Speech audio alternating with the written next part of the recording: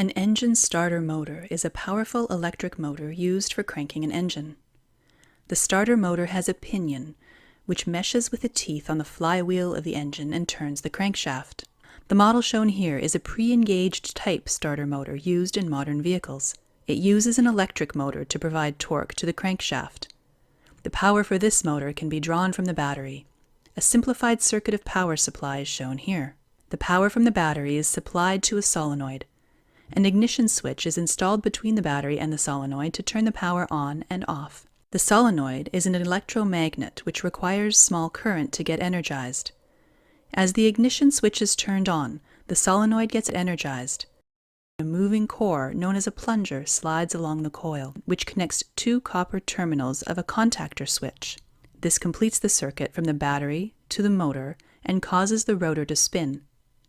When the solenoid is de-energized, the core returns back and disconnects the motor from the battery. We may wonder why the solenoid and the contactor are used instead of directly connecting the battery to the motor and reducing the complexity. The reason behind not using this circuit is the high current demand of the motor.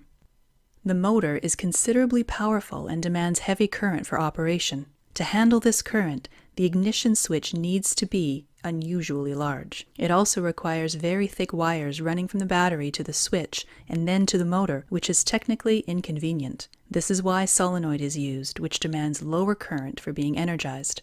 The solenoid has another crucial function. It helps to slide the pinion and engage it with a flywheel before the motor starts to spin.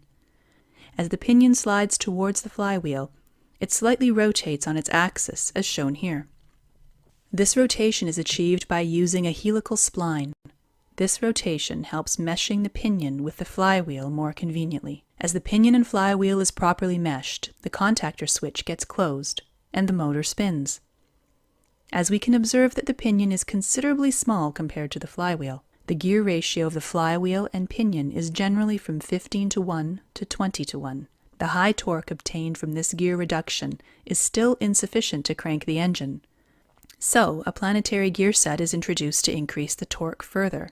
Planetary gears are incredibly useful for large gear reductions with less weight and limited space.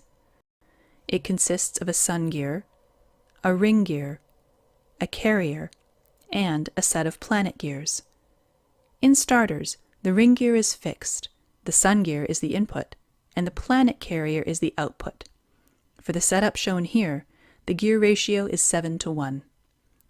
The combined gear reduction results in enough torque to spin the engine. As the engine is started, the pinion needs to be disengaged from the flywheel to prevent backdrive of the motor, which might damage it due to the excessive speed. This is done by releasing the ignition switch, which de-energizes the solenoid and the pinion returns back. But if the operator fails to release the ignition switch as soon as the engine is started, the flywheel will drive the pinion too fast and damage the motor. To prevent this, a one-way clutch is used. The one-way clutch has a set of rollers installed between the outer and inner races. When the outer race is rotated by the motor, the rollers get trapped and transfer power to the pinion. As soon as the engine is started and drives the pinion at a high speed, the rollers get released and power transfer is stopped.